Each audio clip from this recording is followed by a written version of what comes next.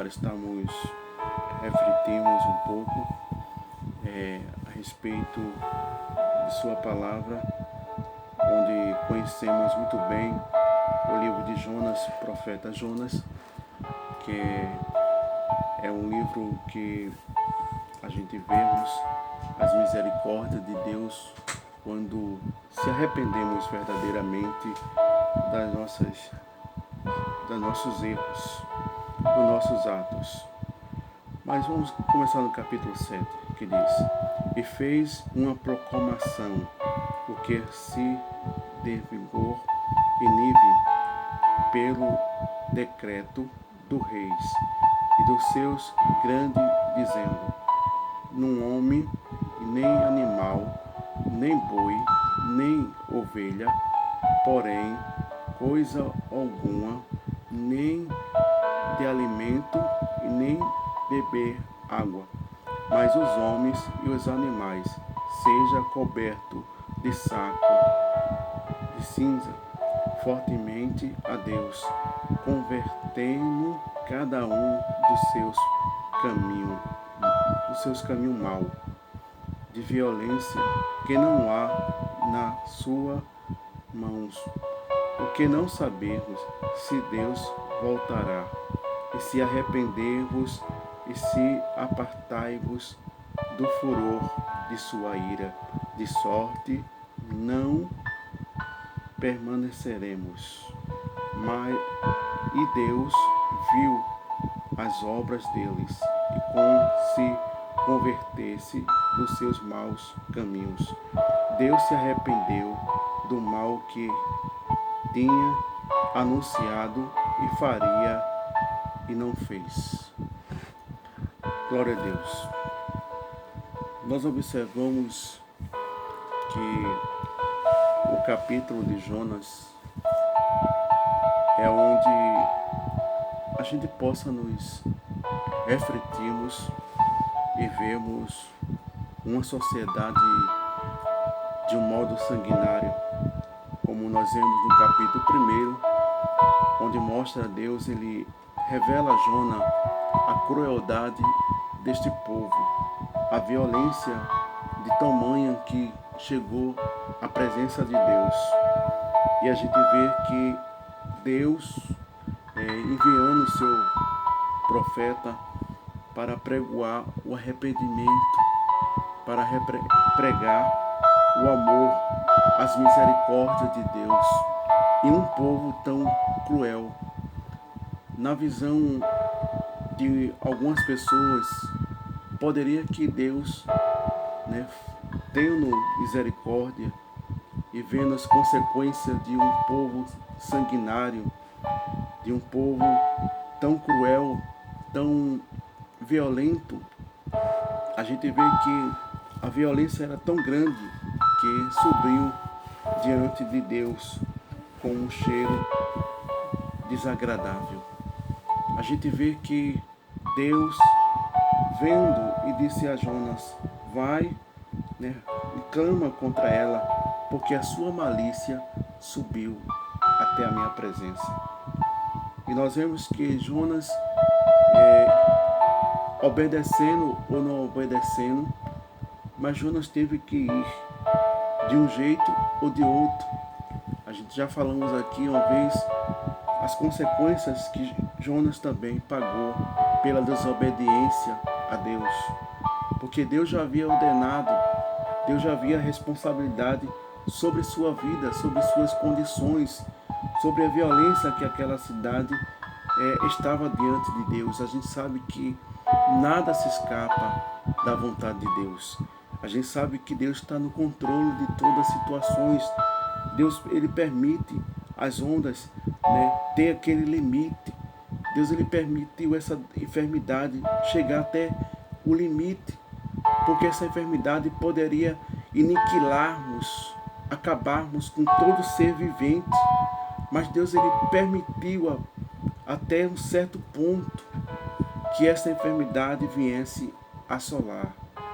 E nós vemos que as situações caóticas, as circunstâncias que a gente vemos, tamanhas pessoas chorando, pessoas passando por desabor, outras que ainda não caíram em si a realidade, pensa que isso que a gente está vivenciando é apenas uma coisa banal, uma coisa que possa ter explicações, a ciência possa descobrir a cura desta enfermidade, dessa epidemia que alastrou, né, a humanidade. Mas Deus está no controle de todas as situações. A nossa segurança é em Deus. O nosso refúgio é no Senhor. Se Deus permitiu isso, porque Ele tem propósito. Ele tem propósito nas nações, Ele tem propósito com o seu povo, Ele tem propósito com essas pessoas que não servem a Ele. A gente vemos no carnaval as consequências, as zombarias, as coisas que aconteceu, e alguém possa dizer, mas Deus não estava vendo isso, Deus está dormindo, porque Deus não tomou logo a providência, porque Deus não agiu. Deus deixou o tempo para que essas pessoas pudessem se arrepender, para que essas pessoas pudessem reconhecer os seus atos.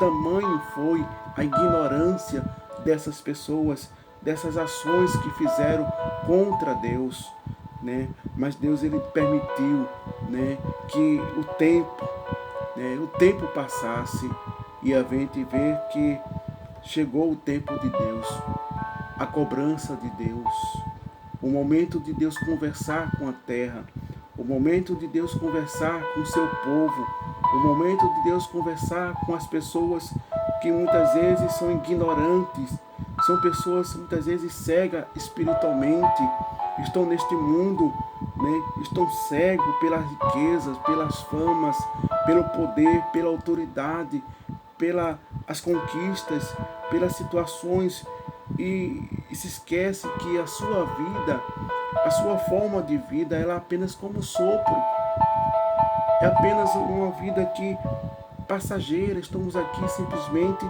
de passagem. Nós não vamos ficarmos aqui para a eternidade, nem para a semente. Estamos aqui de passagem. A gente vê que muitos nascem, outros morrem, muitos constituem famílias, outros vão trazendo gerações a gerações. A gente vemos as circunstâncias, as causas que acontecem, e nós vemos como começamos a meditarmos e ver o livro de Jonas, pelas consequências, pela a desobediência, pela violência desse povo. Mas Deus é misericordioso.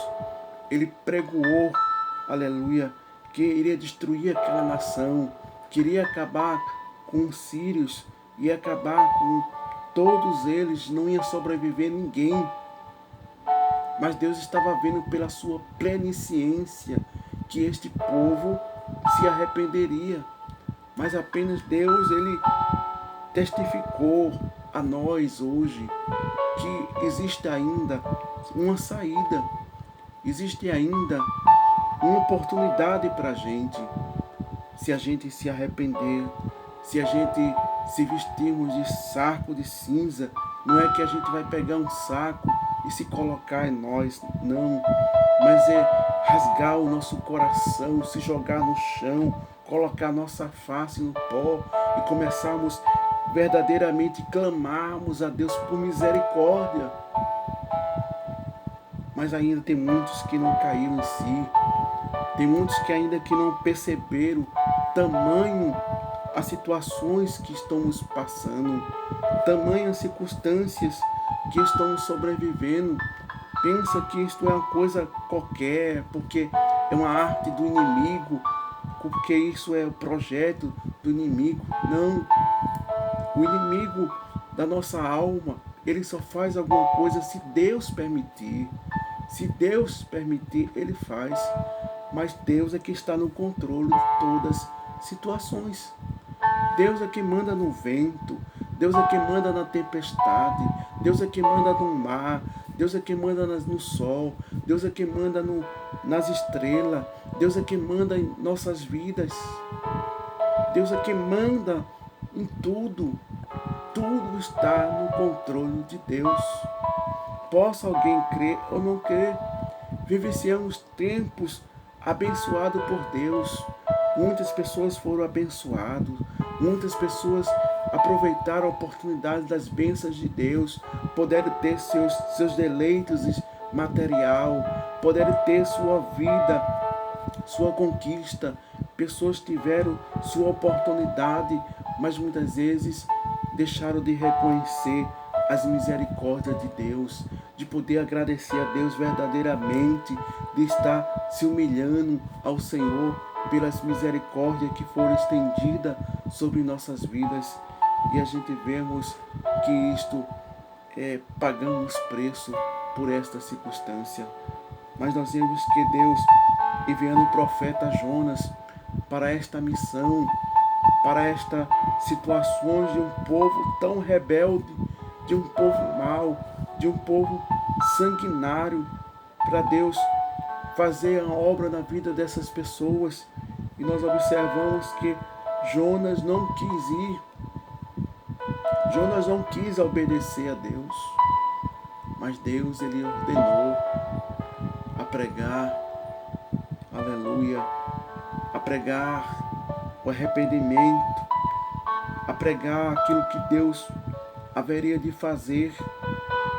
Deus ia castigar aquela nação, ia aniquilar aquelas nações.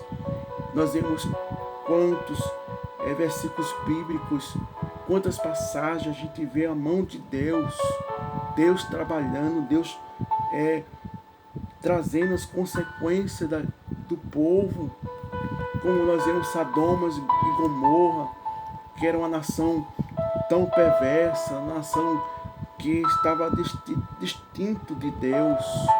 E nós observamos que Deus aniquilou aquela nação, acabou com aquela nação.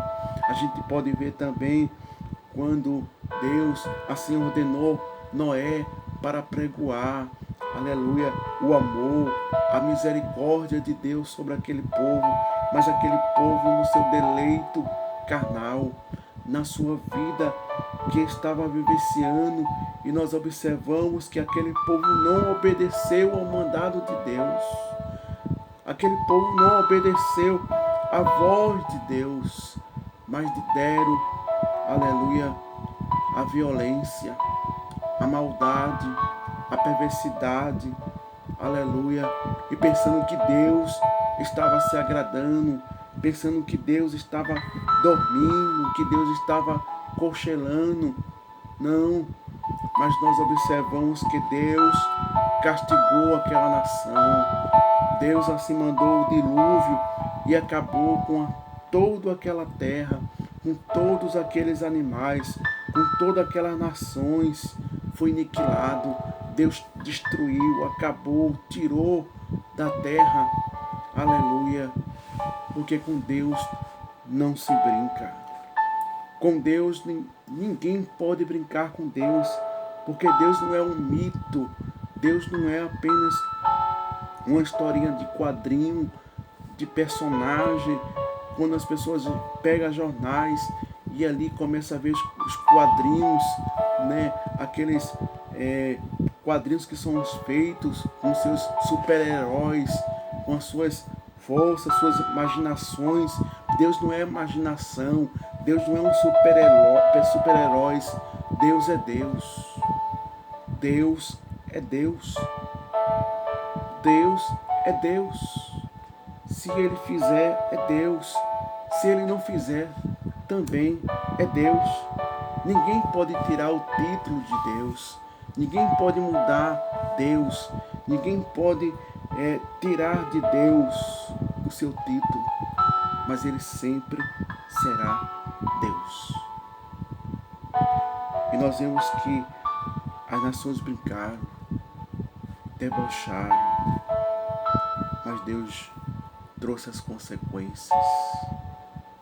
E Deus teria de trazer consequências a essas pessoas quando Jonas começou a pregoar, começou a falar do amor de Deus, o arrependimento. Ele se arrependeu porque dentro de 40 dias Deus vai destruir Nínive. Deus vai aniquilar, vai tirar do mapa. Não haverá mais Nínive, ninguém, nem animal, nem criança, nem anciões, nem recém-nascido, ninguém. Mas nós observamos que o povo começou a temer ao Deus de Jonas, a obedecer ao Deus de Jonas. E eles começaram a rasgar suas vestes e se vestir de saco de cinza. Começaram agora a se humilhar. O povo começou a clamar a Deus por misericórdia, pela compaixão, pelo perdão dos seus pecados, das suas vidas sanguinárias, da sua maldade, da sua violência. E nós vemos que as pessoas começaram ali a clamar, a populações, e chegou diante do rei. E o rei, vendo as situações, reconhecendo os seus atos, as suas ações, as suas consequências, a sua desobediência, o seu temor, que não havia diante de Deus. Era um povo pagão, mas era um povo que adorava outros deuses. Mas quando verdadeiramente Jonas pregou 40 dias que Deus ia destruir Nínive, Deus ia acabar com a Síria, mas nós observamos que aquele povo se arrependeram, rasgaram o seu coração. Oh, aleluia! Glória a Deus! A gente precisamos tomarmos exemplo disso. Rasgar o nosso coração. Aleluia. Se jogar no chão, dizer: Deus, perdoa-nos. Deus, tem misericórdia de nós que somos mal, que somos violentos, que somos pecador, que somos falhos,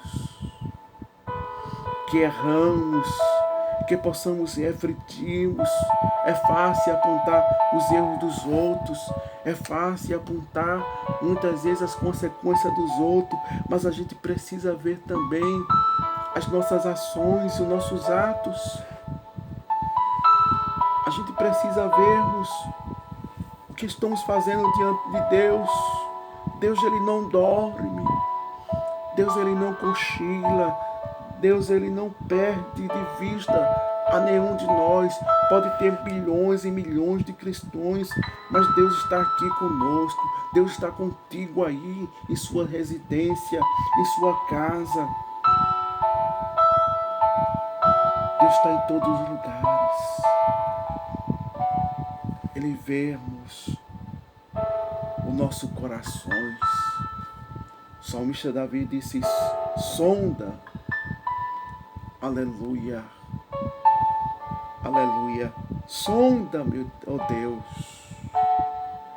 sonda, veja se há algo em mim mal que não te agrada, tira de mim, aleluia, tira de mim, arranca de mim, Deus, toda maldade, tudo aquilo que não presta. Oh, glória a Deus. Tira, Deus, aleluia, coloca o teu amor, as tuas misericórdias, a tua compaixão. Oh, glória a Deus. O salmista Davi, ele nos deu exemplo através da sua palavra. Oh, aleluia. A gente precisa nos refletirmos um pouco. Quando isso passar, quando este momento passar, essas situações passar, a gente possa nos refletirmos e pararmos um pouco e começarmos a colocar em prática a palavra de Deus e policiarmos nossas vidas e vivenciarmos este evangelho, esta palavra que pregamos, porque não é só pregar, mas é viver. é ver a graça de Deus, o poder de Deus em nossas vidas, porque não há cura, porque não há salvação de vidas, porque não há manifestação do poder de Deus em nossos meios, porque estamos distantes de Deus. Estamos mais preocupados em aparecer, em ser visto, em galgar muitas vezes posições, destaque. Mas tudo que a gente sabe, tudo que a gente é Ele que faz em tua vida. É Ele que te usa, é Ele que te enche da graça, é Ele que te faz como instrumento. A gente vê que o violão, ele só pode ser tocado, ele só pode ser ouvido o som se alguém tocar. E a gente vê ali o som tocando e as pessoas vendo a melodia, o hino que é ali cantado. Mesmo assim somos nós, somos um instrumento de Deus, somos um violão, uma bateria, uma guitarra. Deus é quem nos toca. Quantas pessoas se preocupam em procurar fazer cursos, mas se esquece de se humilhar, de buscar, de se deleitar, de viver uma vida de temor. Nós vemos que Tiago expressa um versículo: se não tem sabedoria, peça. Ele vai te dar sabedoria, vai te dar graça.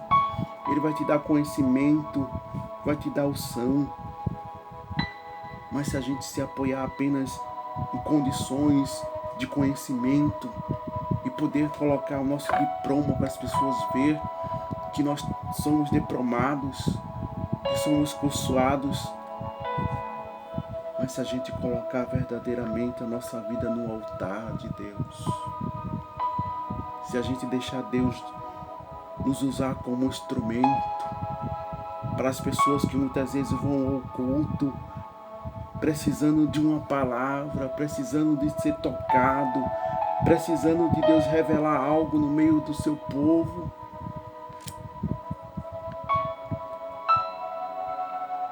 E há muitas pessoas que estão feridas, estão machucados, estão recanteados, esquecidos, abandonados, desprezados.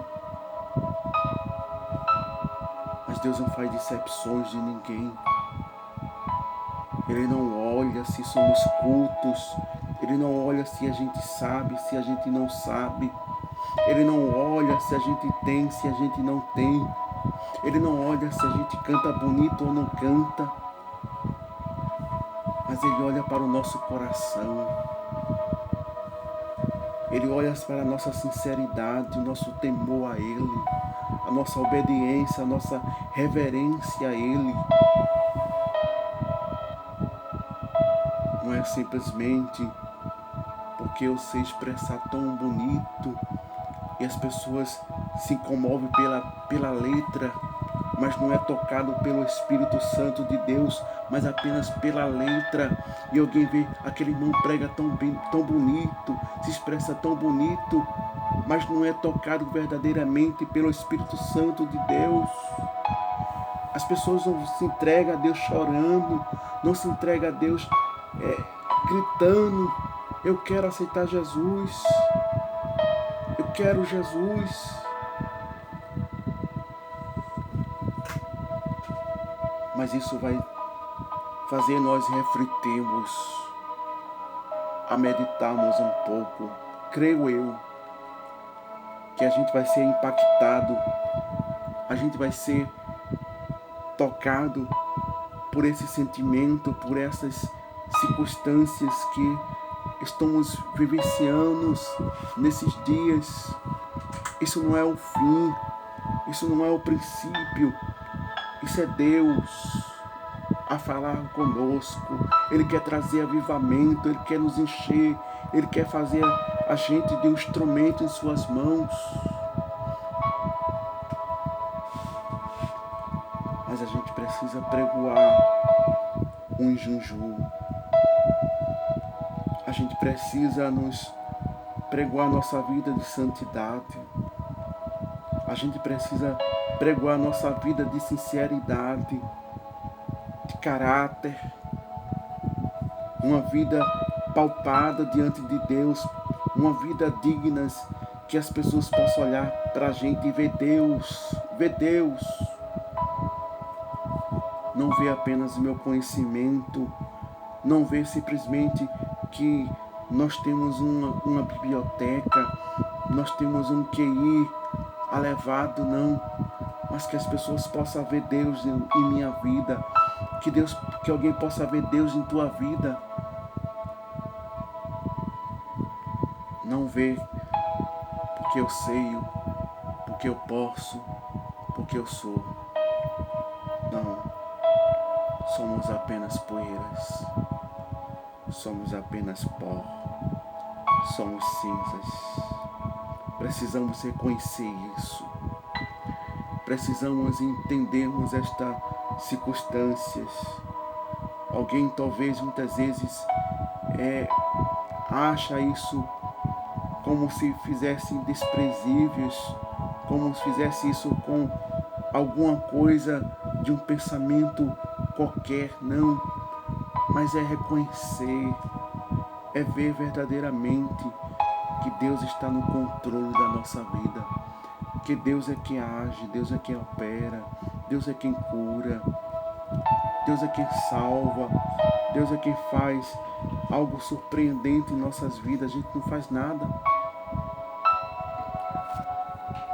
mas que Deus verdadeiramente possa nos ajudarmos a estarmos no lugar, tampando as brechas. Estamos reverenciando a sua grandeza, a sua majestade, a sua soberania. Aleluia, oh aleluia, aleluia, aleluia, aleluia. Deus é Deus, Deus é Deus, Deus é Deus.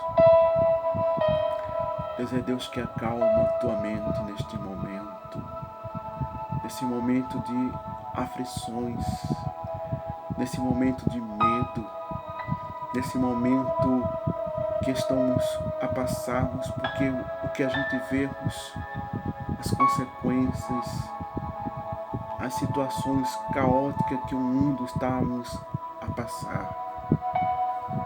Mas Deus é a tua segurança, Deus é o teu refúgio, Deus é Deus. Que a gente verdadeiramente possamos refletirmos, possamos regozijarmos, se alegrarmos a Deus. Cantamos hinos de louvores, pegamos nossa harpa ou cantor cristãos para louvarmos, para engrandecermos, para enaldecermos a Ele. Quantos já não louva mais, quantos não engrandecem mais, quantos já não referencia mais, apenas tem Deus como um empregado, como uma pessoa que fosse ajudar nas suas necessidades.